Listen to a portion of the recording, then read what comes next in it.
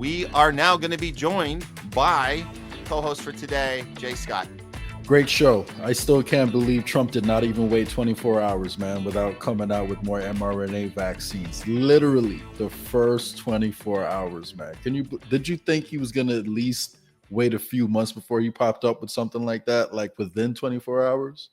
Well, I'll tell you, he did say, he gave us the little warning going in. Watch out. This is going to be the biggest amount of stuff you've ever seen happen right away. He told us in the first day, there's nothing like you've ever seen. I'm going to be doing so many things. So yeah, in the back of my mind, I was like, I wonder if this will be part of that. But he definitely told us, I'm hitting the ground running, and he did. And here we are. You know, I will say there is definitely a difference between Maha and MAGA. And yes, there are some MAGA people who are speaking about it, but you know, there's another gentleman, I don't want to call his name out right now because he's not here to defend himself, but he spoke about the dangers of the mRNA vaccines before the election. He clearly knew how dangerous they were. And now all of a sudden, now that Trump is coming up with this idea, he's saying, well, maybe mRNA can be useful, you know, in certain situations, and maybe it's not so bad. And just because it didn't cure COVID doesn't mean it's not going to cure cancer. But I'm going to leave my in-depth, you know, analysis on what mRNA can do until we switch over to Rumble. But, you know, long story short, I just want everyone to realize that we were told that it wouldn't leave the injection site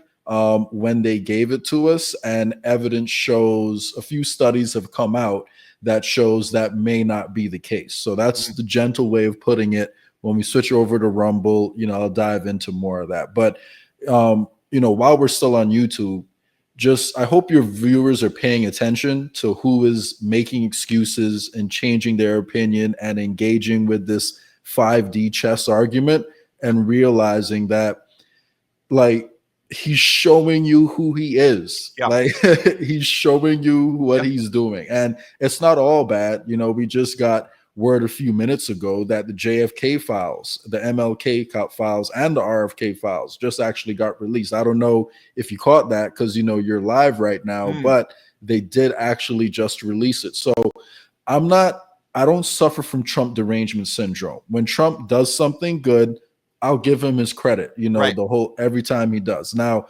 I would love to see how much of the documents he released are redacted. I have my own opinion on what happened with the JFK files, and my research has led me to believe there may actually be some Zionist, you know, involvement in that assassination. So I'd be interested to see if any of that, you know, was redacted. So what was redacted and what was actually released. But, you know, we'll see. I'll give Trump credit when he does something right, for sure.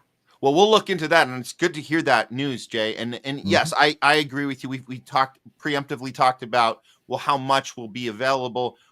Is he the one redacting it? Probably not. If whatever he released is probably all he had access to, because you know that there's stuff that's been lost.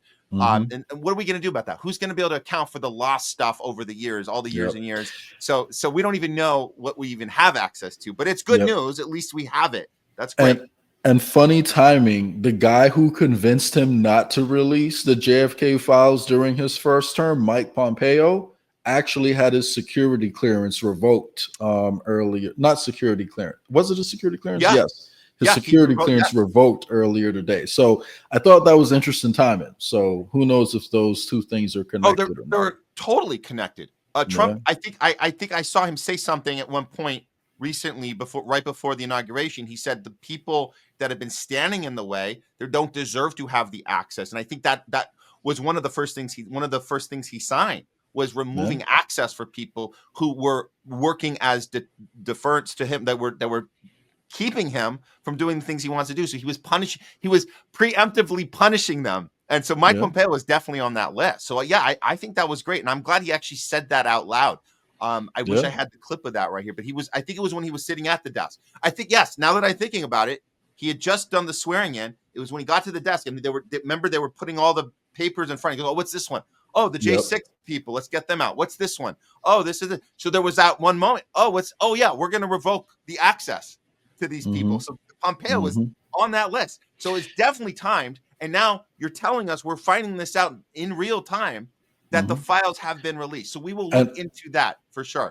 And for those who don't know, it's not just like some piece of paper that doesn't mean anything. That's the way a lot of these top level intelligence agents are able to get jobs, once they leave the CIA. So that impacts their ability to take advantage of the revolving door. So it's no small thing to have your security clearance revoked. So I do definitely give Trump props for that, because I'm no fan of Mike Pompeo.